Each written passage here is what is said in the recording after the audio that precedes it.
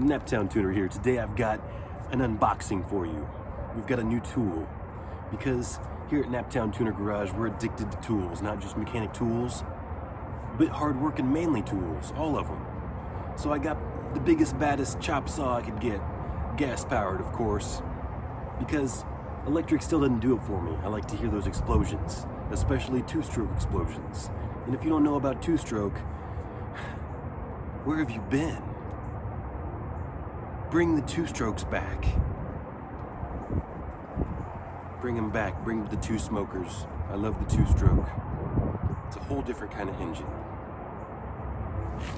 Let me grab it for you.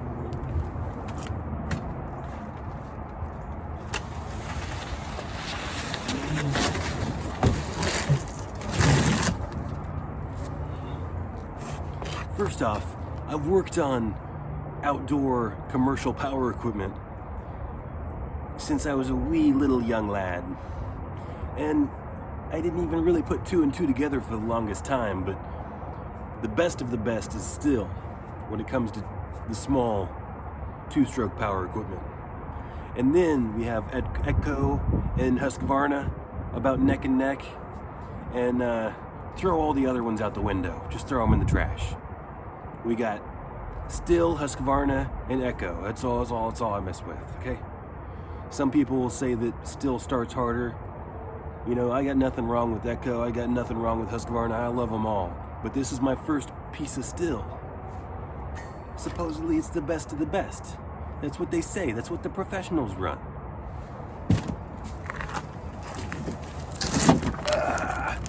First off, let me grab this. This is a 16-inch disc. And I'm gonna be chopping cars up with this saw. So I need the big disc. So here's what we got. The TS800. It's a big boy saw.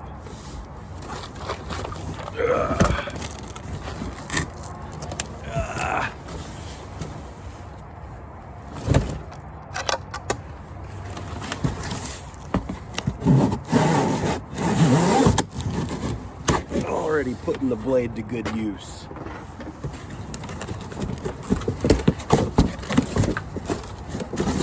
Oh, she's a beauty. She's a beauty. Oh, would you look at that? It comes with a disc. I didn't even know it. Looks like I got an extra disc. Oh well.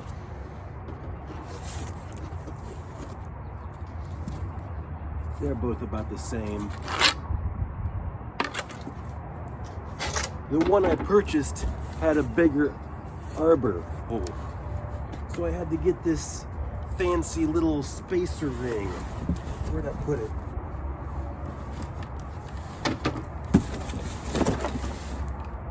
It's inside the house. I'm not getting just a little spacer ring.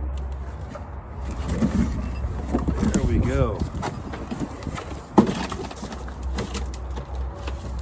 It came with this manual that I'll never read, and it came with this toolkit that I'll probably use in a little bag. Now, friends, I buy a lot of used tools. I love quality tools. You have to buy the best, most expensive tool you can possibly afford. That's my best advice. And this thing, well, if I don't run it over with my bucket truck, it should last me forever. I did run over my first Husky chainsaw with my bucket truck. That's why I mentioned that. I've also ran over a snap-on drill. Those were both very painful. Those two tools alone were over $700, and I ran them over with my vehicles. Don't do that. Pay close attention to your tools that you spend valuable dollars for. Don't just run them over with your vehicle. All right, we're gonna go ahead and load up this, I'm gonna see if we can't figure out how to put this disc on. I'm assuming I should be able to figure it out with this toolkit right here.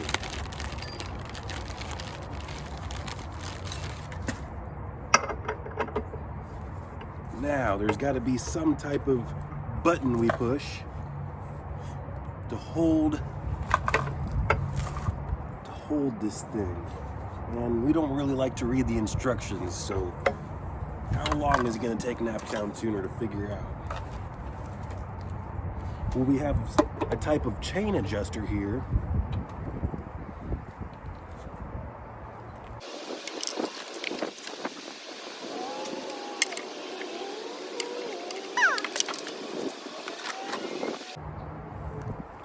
I didn't want to have to do this, friends.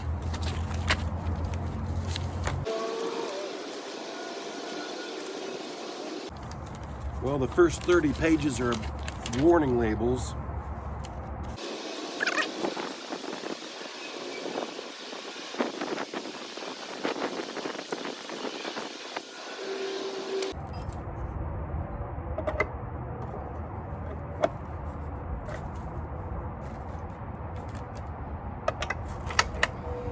So we got this hole right here. We got this pin. We drop the pin. Spin it and drop it. Now it's locked.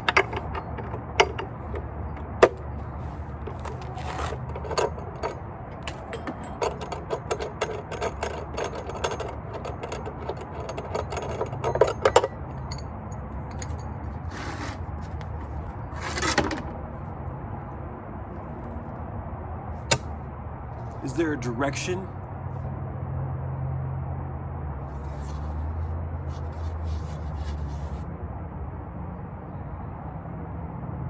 If there was a rotational direction, it should tell me on one of the label sides, and it doesn't.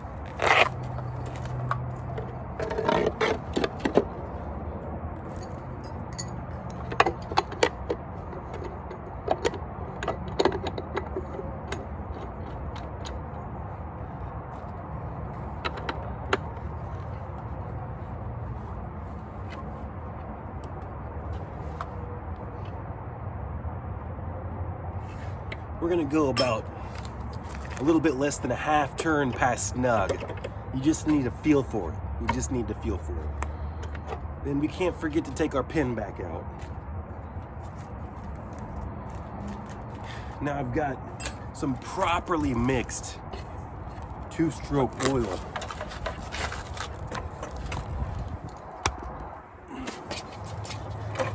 And we're gonna fill it up.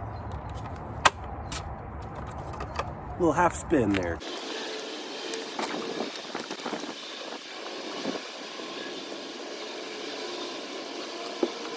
It's not really necessary to fill it up so much that it spills over, you know.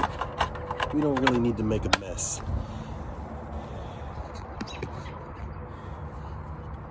Now we're gonna prime it up.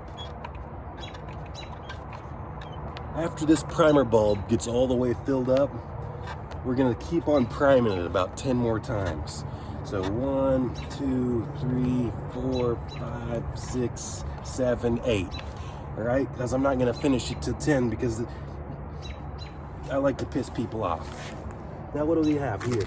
This is just a stop button, right? So it's always on.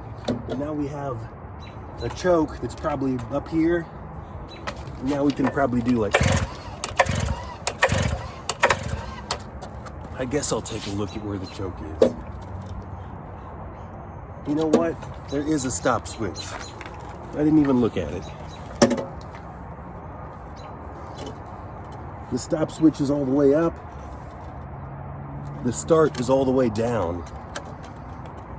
So now let's go ahead and try to start it.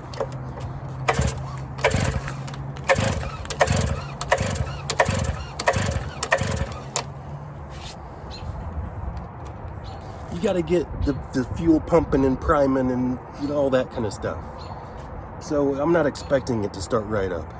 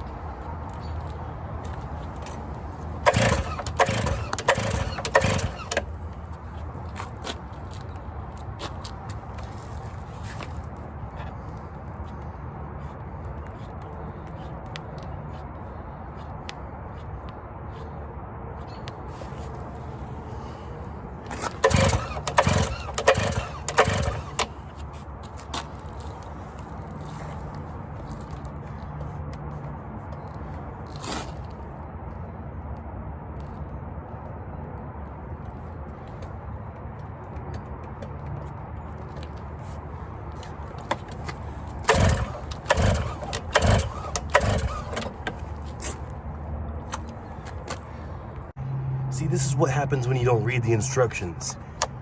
See, stop is right here, run is right here, but for start, you have to pull the trigger down, and then you have to push it down one more, and that's start position.